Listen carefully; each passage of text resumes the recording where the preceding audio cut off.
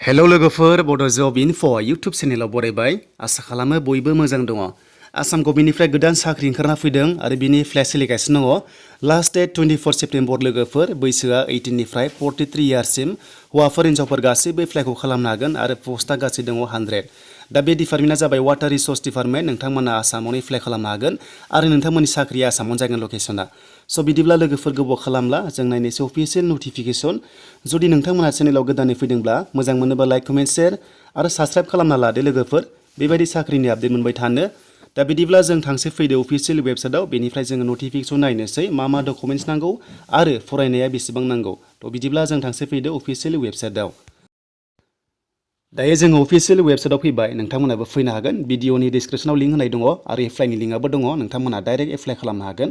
दा बेनि लिंकआ जाबाय एड्रेसा नोंथांमोना बेयाव नायनानै ला नै। दा बेनो जादों waterresource.assam.gov.in। थ' नोंथांमोना बिदि होनानै डाइरेक्ट फैनो हायो आरो।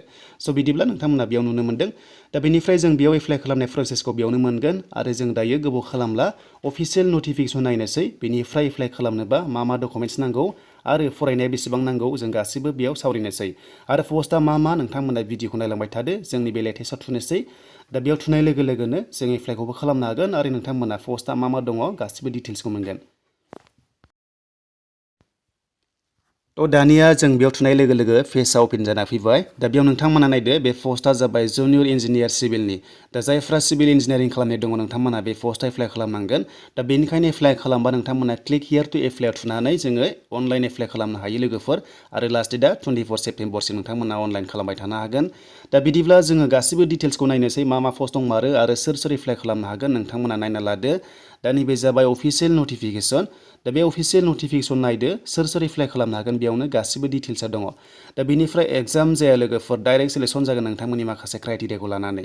दा फार्स्टआव पस्टआ दङ एसिस्टेन्ट इन्जिनियार सिभिलनि लोगोफोर। बे पस्टआ जाबाय आन्डार वाटार रिसोर्स डिपार्टमेन्ट आरो दा एसटिफ्रा 7 दङ हौवाफ्रा हिन्जावफ्रा 2 दङ। दा बिनि गेजेराव आरोबाव अपेन दङ आरो दा अपेनाव नोंथांमोना बेयाव नुनो मोनदों 45 दङ हौवाफ्रा।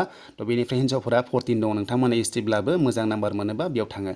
दा स्केल फिखौ नायनोसै 30,000निफ्राय जागायनानै 1,10,000 पार मान्थ आरो ग्रेड पे दङ 12,700 जायो लोगोफोर जोबोर मोजां आरो बैसोआ 21 इयार्स जाथारनांगोन बे पस्ट एप्लाइ खालामबा आरो बे जाबाय नोंथांमोना 43 इयार्ससिम एप्लाइखौ खालामनो हागोन जोंनि एसटिफ्रा।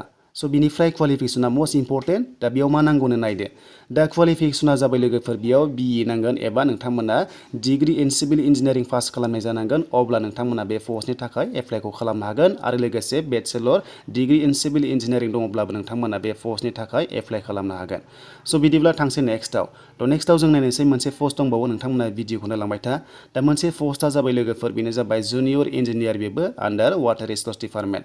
दा 37 पस्ट दं आरो बेयावबो। थ' नोंथांमोना बेनि गेजेराव जोंनि एसटिफोरखौ मोनगोन 4 हौवाफ्रा हिन्जावफ्रा 1ल' दङ आरो अपेनावबो दङ 19 हौवाफोर हिन्जावफ्रा 2 दङ।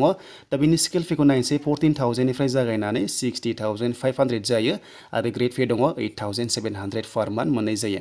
दा बेयाव बैसोआबो एखेयानो लोगोफोर 43 इयार्ससिम। दा बेनिफ्राय क्वालिफिकेसन नायदो बेयाव। दा क्वालिफिकेसना बुंदों लोगोफोर 3 years diploma in civil engineering खालामनाय जानांगोन अब्लानो एप्लाइखौ खालामनो हायो। थ' लोगोफोर बेयाव बैसो नोंथांमोना 18निफ्रायनो हायो 18निफ्राय 43 इयार्ससिम हागोन आरो बे पस्टनि थाखाय। दा हाउ टु एप्लाइ होनोबा आं नोंथांमोननो डिसक्रिपसनाव लिंकखौ होना होबाय नोंथांमोना एप्लाइ खालामदो। दा बिदिब्ला पार्सेन्टखौ बोरै नायदो। दा पार्सेन्टआ नोंथांमोननि HSLCनिफ्राय लानानै HS बेनिफ्राय सिभिल इन्जिनियारिं डिग्रीनि गासैबो नायगोन आरो डिप्ल'मानि पार्सेन्टखौ नायगोन। बेनिफ्राय नोंथांमोनखौ सेलेक्सन खालामनाय जागोन। थ' जोबोद मोजां। थ' आसा खालामो नोंथांमोना भिडिअखौ मोजां मोनदोंबा लाइक कमेन्ट शेयार आरो गोदानै फैदोंबा चेनेलाव साबस्क्राइब खालामगोन। दा बेनिफ्राय ग्रेड 4 ग्रेड 3 आरो बेबायदि फैगोन आरो नन इन्जिनियारिंनि। थ' नोंथांमोना थाबैनो एप्लाइखौ खालामनो हासिगोन। बे जाबाय इन्जिनियारिं फैग्रोबाय। दा लासैनो फैगासिनो दङ लोगोफोर आसाम स्टेटनि जबा। दा नोंथांमोना बेयाव मोनसे आपल'ड खालामनांगौ डिक्लेरेसन फर्म दङ दा बेखौ फिलआप खालामनानै नोंथांमोना बेखौ स्केन खालामनानै आपल'ड खालामनांगोन अब्लासो साक्सेसफुल जागोन एप्लाइ खालामनाया। स' बिदिब्ला एप्लाइ खालामनाय प्रसेसखौ नोंथांमोना नेक्स्टआव लाना फैनोसै। आसा खालामो मोजां मोनोबा लाइक कमेन्ट शेयार आरो गोदानै फैदोंबा चेनेल